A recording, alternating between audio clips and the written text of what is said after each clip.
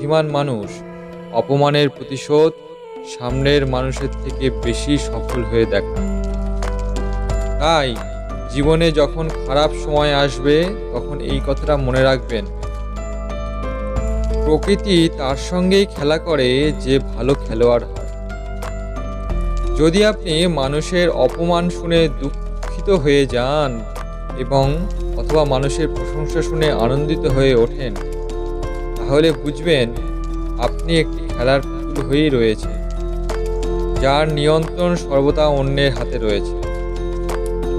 যদি আপনি জীবনে খুশি হতে চান, তাহলে অন্য মানুষের কথা মনের মধ্যে নেওয়া বন্ধ করুন।